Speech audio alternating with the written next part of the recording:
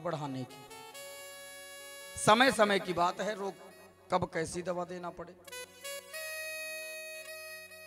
मतलब ये समझिए कि आपके हाथ में कोई चोट लगी, आप डॉक्टर के पास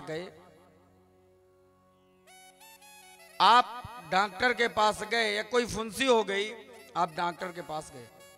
अब आपने डॉक्टर से कहा, डॉक्टर साहब ये बड़ा कष्ट है मेरे हाथ में, मुझे बड़ा तकलीफ है, तो जरा दवा दीजिए।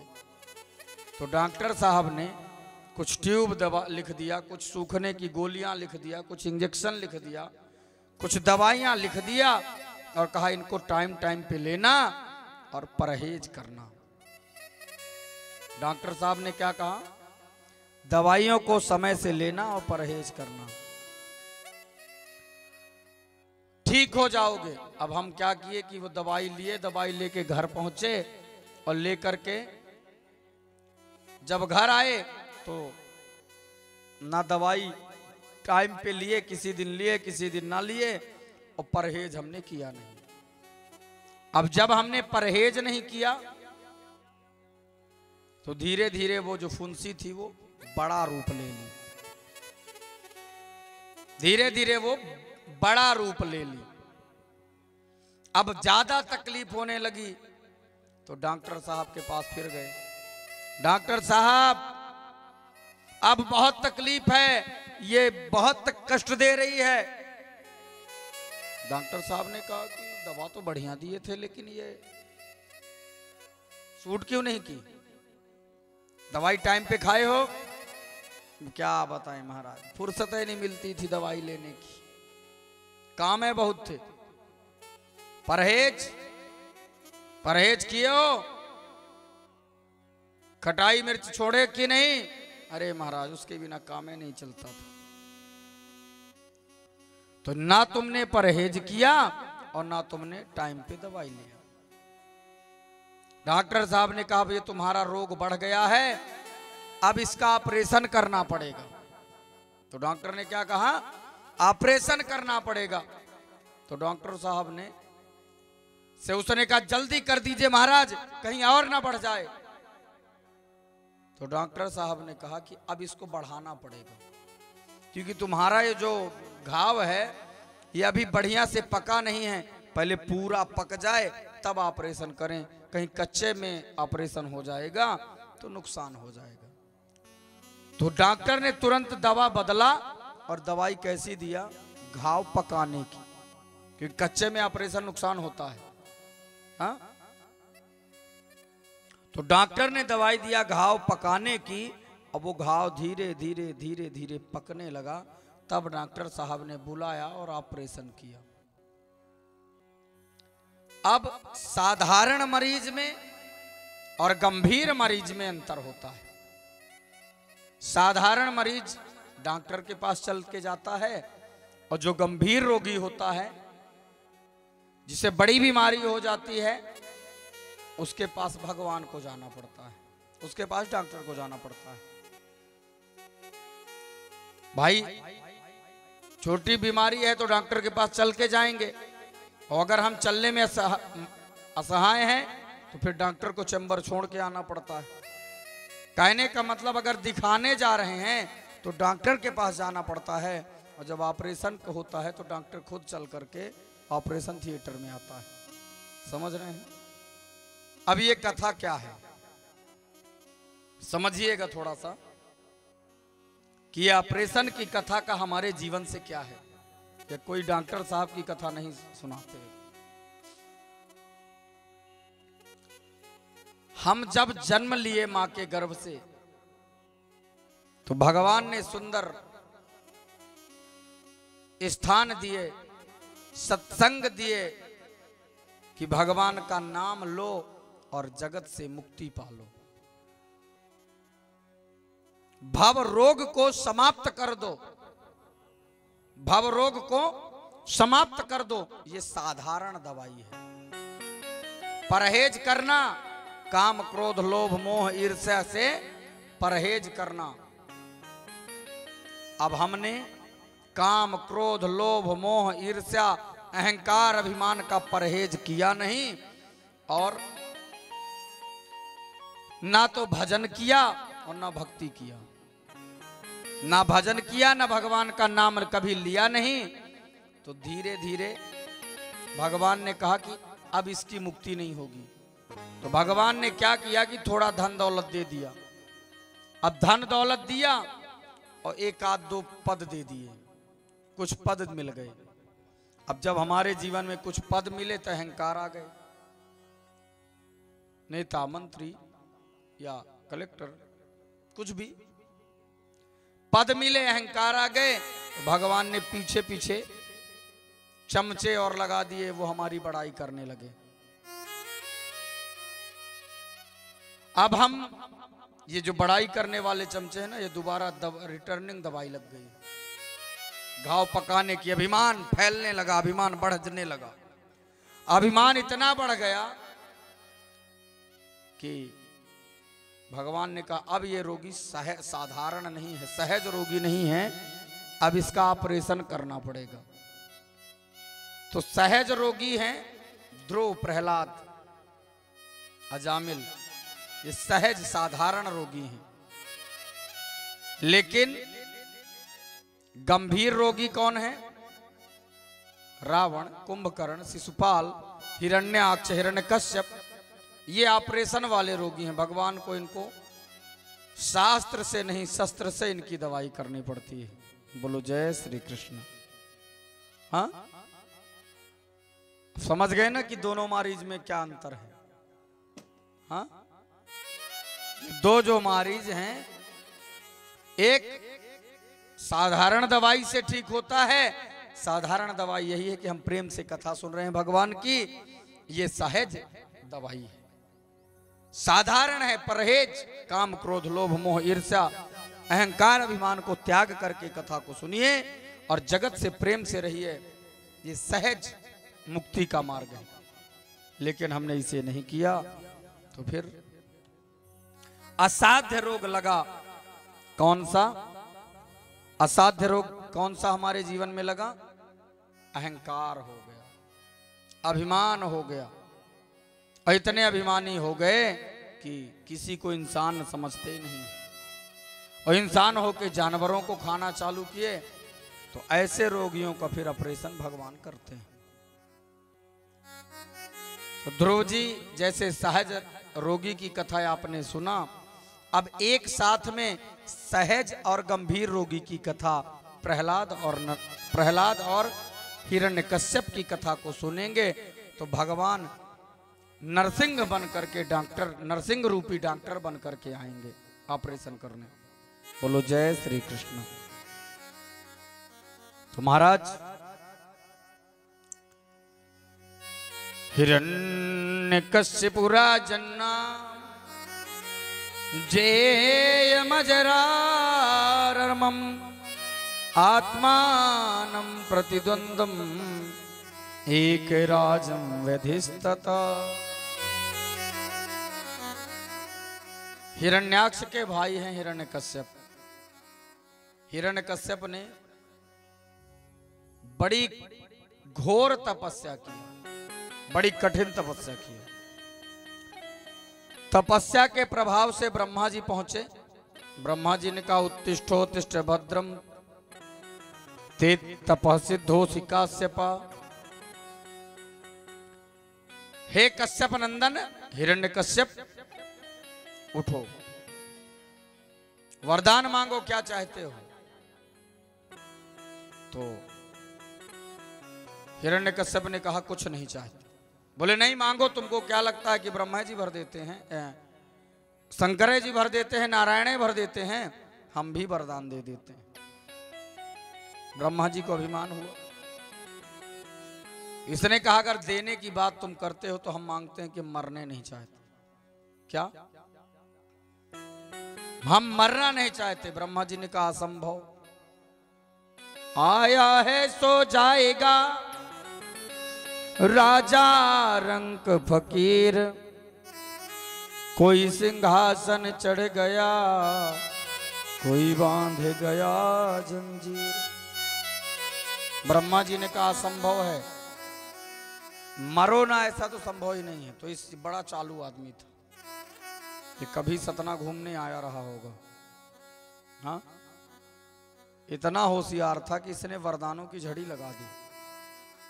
इतने डिमांड किया, बोले मैं मरना नहीं चाहता, अगर ये वरदान नहीं दोगे तो हमको वरदान दे दो कि हम दिन में मरे न रात में, भीतर मरे न बाहर, ऊपर मरे धरती में मरे न आकाश में, मनुष्य से मरे न जानवर से, अस्त्र से मरे न शस्त्र से, 12 महीने में कभी ना मरे, और ब्रह्मा तुम्हारी सृष्टि में किसी से ना मरे। ब्रह्मा जी ने वरदान दे दिया, तथास्तु। ब्रह्मा जी वरदान दे के गए। इधर जब ये तप करने गया था तो इसकी पत्नी कयाधु गर्भवती थी, और गर्भस्थ कयाधु को एक दुष्ट दैत्य हरण करके ले जा रहा था। नारद जी ने उस दुष्ट को देखा, नारद जी ने डांट के उस दुष्ट को भगाया, और नारद जी ने कयाधु को सत्संग सुनाया। गर्भ में बालक था प्रहलाद, उसने सुना, और जब गर्भस्थ बालक प्रहलाद सत्संग नारद जी का श्रवण किया, संयोग देखिए आगे क्या होता है। आदरणीय नारद जी महाराज की दीक्षा पहले से ही प्रहलाद जी ने ले लिया है, और बड़े प्रेम से भगवान का भजन करते हैं। हिरण्यकश्यप लौट के आता है और अपने पुत्र प्रहलाद को पढ़ने के लिए गुरुकुल भेजता है। हिरण्यकश्यप के गुरु थे संडामर्क जी। संडामर्क जी के यहां पढ़ने के लिए भेजा। आदरणीय प्रहलाद जी पढ़ने के लिए गए, और जब पढ़ने के लिए जाते हैं तो कुछ दिन बाद मिलने के लिए हिरण्यकश्यप जाता है कि हमारा बेटा क्या पढ़ रहा है। मिलने के लिए गए प्रहलाद जी के पिताजी। बेटा क्या पढ़ा है तुमने, गुरुजी ने क्या पढ़ाया है? प्रहलाद जी ने बताया, पिताजी गुरुजी हमारे हमको बहुत अच्छी चीज पढ़ाते हैं। क्या? तत्साधु मन्ये सुरवर यदेहि नाम सदा समुद्वेग्रिमादिशद्गृहात् हित्वात्मतापम गृहयन्धकूपम वनम गतो यद्धरिमाश्रयेत। हमारे पिताजी ने हमको बहुत, हमारे गुरुजी ने हमको बहुत अच्छा सुनाया है। क्या सिखाया है गुरुजी ने? बोले कि हमारे गुरुजी हमको सिखाए हैं कि जीवन में भगवान का नाम लो और परमात्मा का सर्वत्र ध्यान करो। सब जगह परमात्मा है, हरि व्यापक सर्वत्र समाना। जीवन में परमात्मा का स्मरण करो, वही जीव का सच्चा सखा है। किसने सिखाया ऐसा? बोले गुरुजी ने। किसने सिखाया? बोले गुरुजी ने। तो ठीक है, तुम जाओ। बुलाया गया चंडामर्क जी को। कहा, गुरु बाबा क्या सिखाए हो हमारे बच्चे को? वही जो आप कहते हैं। अच्छा, हमने कहा ये सब सिखाने के लिए? यही सिखाओगे हमारे बच्चे को? हाँ, यही सिखाते हो हमारे बेटा को? हमारा बेटा राक्षस कुल में जन्म लिया है और हमें भगवान की परमात्मा का नाम सुनाता है, ऐसे सिखाओगे? डांट दिया आज संडामर्क जी को हिरण्यकश्यप। आदरणीय सुखदेव जी ने संडामर्क जी को गुरु की उपमा नहीं दिया, राज सेवक की उपमा दी। क्यों? राज का जो सेवक होगा वो वही पढ़ाएगा जो राजा चाहेगा। भाई राज्य सरकार ने आदेश कर दिया कि गामा ने गधा ना पढ़ाओ, गामा ने गणेश मत पढ़ाओ। काहे? गामा ने गणेश पढ़ाओगे तो सांप्रदायिकता फैल सकती है। गा माने गणेश पढ़ाओगे तो सांप्रदायिकता फैल जाएगी, और अगर सांप्रदायिकता फैल गई ना तो भाई हर धर्म के बच्चे आते हैं। अब गा माने गणेश सब थोड़ी पढ़ेंगे, तो राज्य सरकार ने लागू कर दिया कि गा माने गणेश नहीं पढ़ाओ, गा माने गधा पढ़ाओ। अब बच्चा क्या पढ़ता है? गा माने गधा। धीरे धीरे गधा पढ़ते पढ़ते क्या बन जाता है? गधा। और सच में आजकल बच्चे गधा बनते हैं। मैंने नर्सरी कक्षा के बच्चे को देखा है कि नर्सरी का बालक, नर्सरी पढ़ने वाला बच्चा इतनी किताबें लेकर के, बाप रे। हम लोग ये वो लकड़ी की इतनी बड़ी वो पार्टी मिलती थी, और उसमें 2 हर्षट वाली वो टुकड़िया, उसमें एक में कोयला और एक में चूही, और उससे लिखते थे। एक ही वही पहाड़ा, वही किताब, वही सब था, उसी में पढ़ना लिखना होता था। और अब बच्चों को दे दो इतनी किताबें, ये राइटिंग बुक है, ये कौन सी बुक है, ये ड्राइंग बुक है, पता नहीं कितनी किताबें लेके जाते हैं, पता नहीं क्या पढ़ते हैं। तो इतनी किताबें लेने के बाद वो लाद के बच्चा, नर्सरी का और पहली का बच्चा जब जाता है स्कूल, तो धीरे धीरे वो झुक जाता है, लादे लादे। हाँ, आज बच्चे सच में गधा बन चुके हैं। अरे उनको पढ़ाइए, उचित पढ़ाई पढ़ाइए, इतनी किताबें मत लाद दीजिए कि बच्चा सवेरे से स्कूल के लिए जाता है तो लादे लादे स्कूल पहुंचा तो थका, और लाद करके घर आया, अब वहां जाते जाते थक गया, अब स्कूल में क्या पढ़ाया गया बच्चे को पता नहीं। घर आया, घर आते आते वो किताबें लादे लादे सब भुलाए गए। बोलो जय श्री कृष्ण। तो ये जीवन हो गया है आज बच्चों का।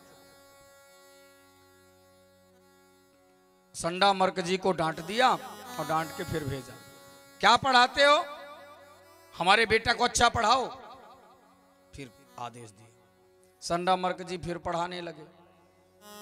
अब कुछ दिन फिर बीता तो फिर पहुंचे, क्या पढ़ाया गुरुजी ने? फिर पहुंचे हिरण्यकश्यप जी मिलने के लिए प्रहलाद से, बेटा क्या पढ़ाया है गुरुजी ने? ये कथा एक बात और कहती है कि बच्चों को देखते भी रहिए, ऐसा नहीं कि पैसा ढीलते जाइए। बेटा पढ़ रहा है बाहर और पैसा दिए जा रहे हैं, बेटा पढ़ रहा है कि क्या कर रहा है? हाँ, बेटा पढ़ रहा है कि क्या कर रहा है, ये भी देखते रहना चाहिए। कथा में सब कुछ मिलता है। हाँ, इसलिए पता करना चाहिए कि बेटा पढ़ ही रहा है, पैसा तो नहीं दुरुपयोग कर रहा है, क्योंकि बड़ी मेहनत की कमाई है। माता पिता अपनी इच्छाओं को त्याग करके और बच्चों को पढ़ाते हैं, लिखाते हैं, उनकी हर इच्छा पूरी करते हैं, पर बच्चे पढ़ना चाहते ही नहीं। पिता के कैश पे बच्चों कैश होते हैं। तो महाराज पढ़ना बढ़िया चाहिए। भाई हम तो देखो ज्यादा नहीं पढ़े हो रहे, अपनी पढ़ाई बहुत नहीं है। एक दिन एक हमारी भतीजी है, उसने पूछा, चाचा आप पढ़ाई क्या किए हैं? मैंने कहा बेटी तू क्या किए है? बोली एमए। उसने कहा एमए किए हैं। मैंने कहा तू एमए किए है, मैं ओमे किया हूं। तेरी पढ़ाई एमए है, मेरी ओमे है, और मेरी पढ़ाई अब लास्ट डिग्री मेरी है जेमे। चाहे जो जिस प्रकार से हो, भगवान की कथा करना है वो करते रहना है, बस हमारी पढ़ाई तो यही है। ध्यान दीजिए, बच्चों को व्यर्थ में अधिक सुविधाएं देने से बच्चों की पढ़ाई बेकार हो जाती है। अधिक सुख नहीं दीजिए। यदि आज बच्चा सुख भोग लेगा तो कल वो सुख नहीं पाएगा। जो आज सुख लेगा वो कल दुख भोगेगा, जो आज दुख भोग लेगा, जो आज कष्ट सह लेगा, वो कल सुख भोगेगा। तो प्रहलाद जी के पास फिर पहुंचे, बेटा बताओ ना गुरुजी ने क्या अच्छी बात सिखाई है? प्रहलाद जी मन ही मन में कहते हैं कि देखो पिताजी कहते हैं कि अच्छी बात क्या सिखाई है, कहते हैं अच्छी बात क्या सिखाया, सुनना चाहते हैं बुरी बात, पर चलो अब पिताजी कहते हैं अच्छी बात क्या सिखाई है तो सुना दे। प्रहलाद जी ने कहा, पिताजी अब की बार गुरुजी ने 9 प्रकार की शिक्षा दिया है। बहुत बढ़िया बेटा, बहुत अच्छा है। अब हिरण्यकश्यप ने सोचा शायद 9 प्रकार की शस्त्र विद्या सिखाया हो, मारना काटना 9 प्रकार से। अब वो क्या जाने कि शस्त्र विद्या नहीं शास्त्र विद्या सीख के आया है बेटा।